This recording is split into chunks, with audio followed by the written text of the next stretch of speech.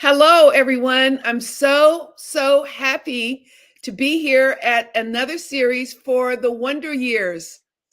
And for those of you who are new, the Wonder Years is about having the next era of your law career be less stressful, more productive, more profitable, and looking at how you can be your best self and enjoy your family, enjoy your life, and not feel like you're like stuck in a rut where you're doing the same thing over and over again and you think you're going to be doing the same thing the next 10 years and you're like, don't know how you're going to do it.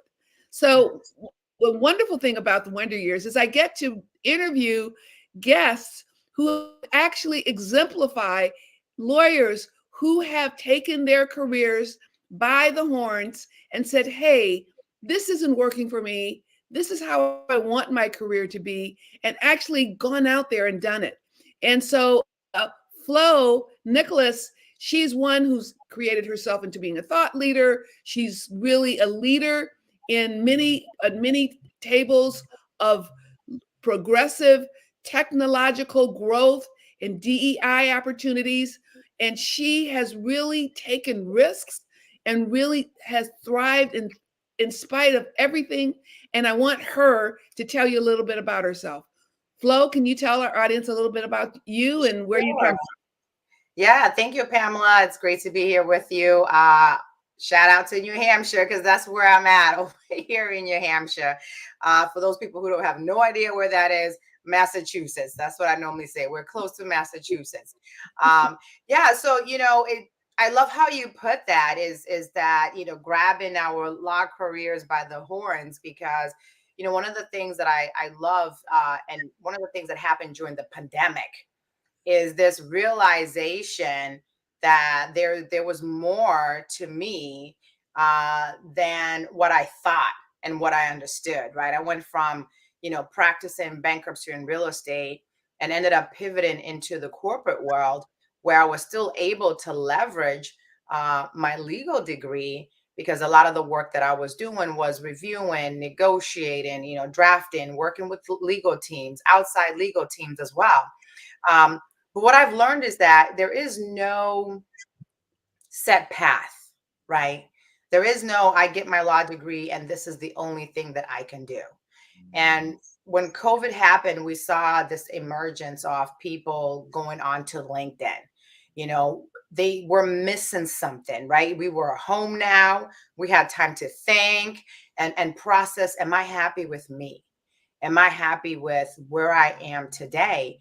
And for me, the question, during COVID was no, I'm not happy. I'm really miserable. And I'm not, and it's starting to impact my mental health. And I wanted more. But what did that more look like? I had no clue what that more looked like. And people thought I was crazy because with like no backup plan, I said, I want to go find more. And more importantly, I lost a part of who I am. I also need to go find me.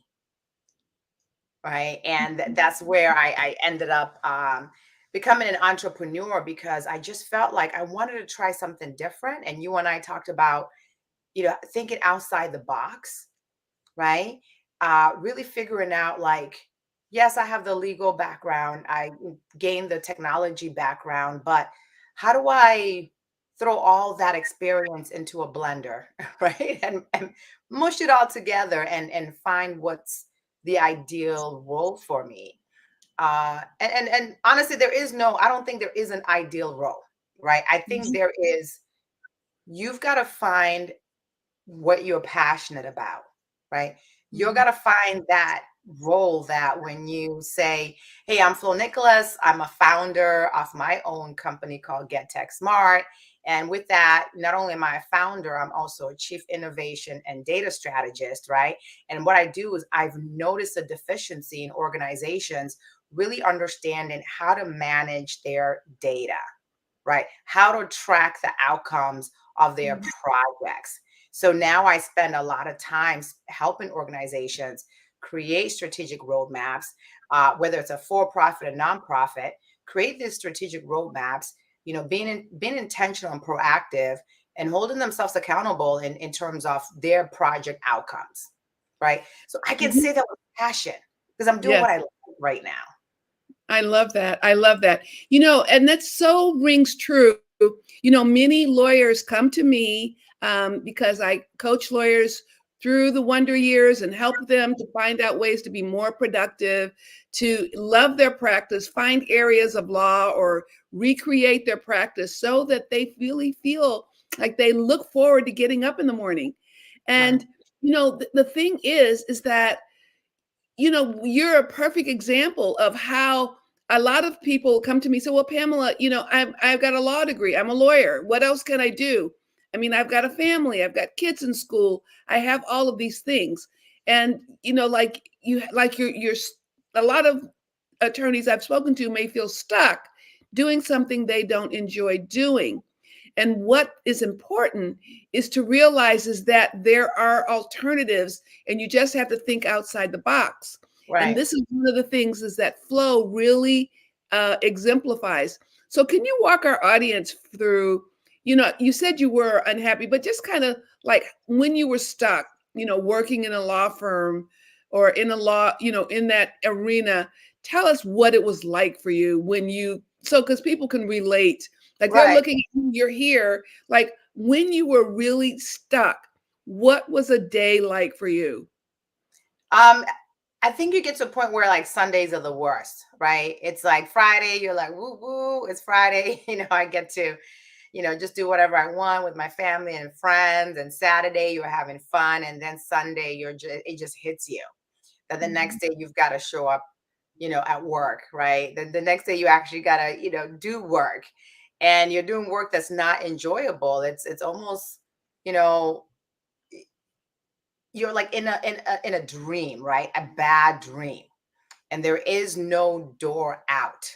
And the same thing keeps repeating itself, right? Over and over again to you, making you more miserable and sad. And that's Mhm. the best way I could describe it is being stuck in a dream that you can't wake up from, right? Mhm. And you're Mhm. just miserable, but there is no way out. But Mhm. you're just stuck doing the same things over and over again.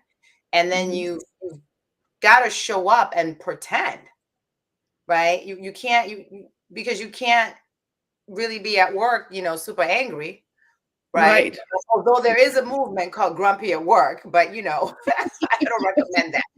Uh you got to exhibit that level of professionalism, but then inside you are hurting so bad. Like you're literally trying to hold yourself together from Mhm. crying while you're Mhm. on a call or doing a presentation because you're just like, you got a fake smile and Mhm. inside what you really want to do is just Mhm.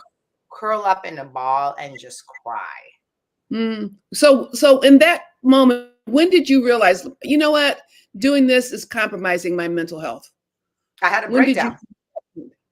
Yeah, Pardon? I had a mental breakdown and I had to go to the doctors. My doctor was like, okay, listen, yeah, we're not gonna do this. Mhm.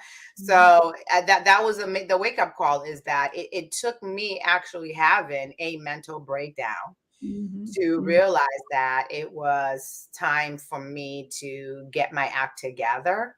Mhm. And my doctor and I even said this in the TEDx that I did about my experience Mhm. was my doctor said, listen, I don't have patients on their deathbed saying to me, like, I wished I worked more hours. Mhm. They're saying that I wish essentially I had not gotten to where I am today. The stress allowed Mhm. it for me to get here, right? I wish I had done more things that I wanted to do, that I love to do, spending Mhm. quality time with friends and family. So that's why I'm an advocate for helping organizations, and I do a lot of presentations to corporate organizations and smaller organizations as well about why it's important, one, to build inclusive organizations, but also why it's important to speak to your employees, get the feedback, understand what their needs are, and really Mhm. work with your employees on an individual basis to create performance management plans that work for them. There shouldn't be a one glove fits all Mhm. performance management plan. And it doesn't matter whether you might have a lawyer who wants to be a partner, but you might have a lawyer who says, no, I don't want to be partner. I actually, want to be the manager for the law firm, versus being a partner. So again, there is no one glove fits all. Mhm. So that's why, again, my experience was a wake up call that I really stress to other people, like, you don't have to hit rock bottom Sure. to start making changes. That is really a key point here because, to the audience and those who are listening, listen to what Flo is saying because she had to go to the doctor. She had to say the buck stops here. You are the one who really wants to say, I am at a compromised position. I'm getting becoming depressed. I can't work. I get a lot of clients who come to me and they literally cannot do their work. They have all Mhm. this work piling up, but they can't do the work because of feeling mentally stressed and overwhelmed and unable to function. So you're the one that really needs to look at it, and you can really, and that's why I love having Flo here, is because she is an example. If she was right there, if you're suffering or you're not happy where you are, she was right there. And now she's doing things that, that are just amazing out of that place. Could you just share some of the accomplishments and some of the awards that you have won by going out there, being yourself, and doing the things that you want to do? Not to brag, but Right. just to show that there's something besides being stuck where you are.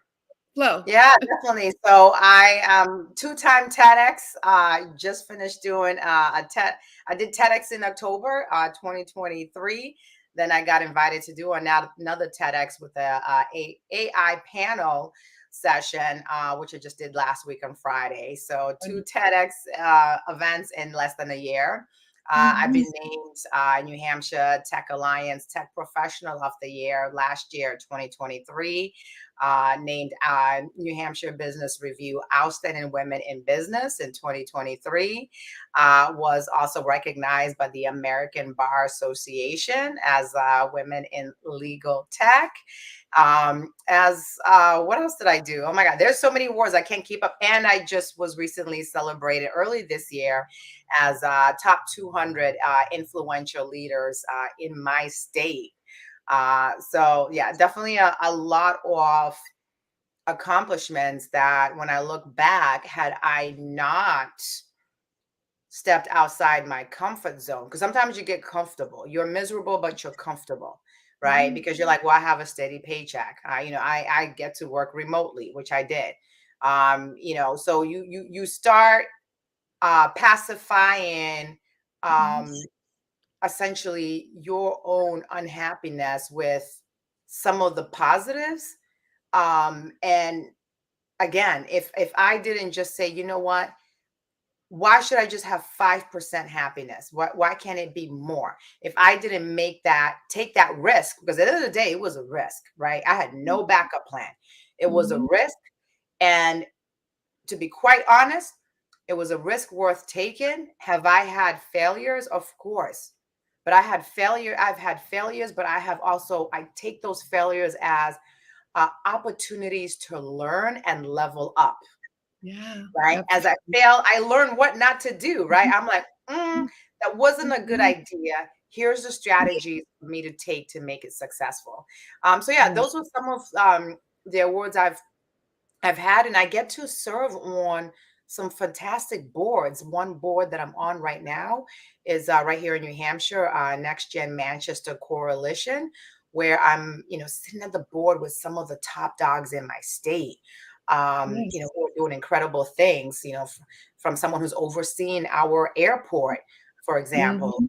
And, we're overseeing like $44 million that just came into our state Mhm. last year that Nice. we're, again, going to be using to build new emerging technology in the biofabrication industry. Wonderful, wonderful. So those of you, we're like at our last 10 seconds here. Time flies when we're having fun. But I really want you to know that you too can make the last era of your career, whether you're a millennial or whether you're Gen X, and specifically for boomers, don't feel like you're stuck and that you have to continue to do the same thing over and over again, because there's so many ways that you can expand your wings and you can get the support you need, because you deserve to be happy. You deserve to want to wake up in the morning and feel excited about your day. You really, really, really want this era of your life to be the best. And please come back next week for the Wonder Years. We have another wonderful guest who has created his law practice, but is also a historian and shares a lot of that with us. So thank you so much for joining us. And you too want to join and be a part of the Wonder Years. Thank you, Flo, so much for being our guest today. Have a good one. Okay, you too.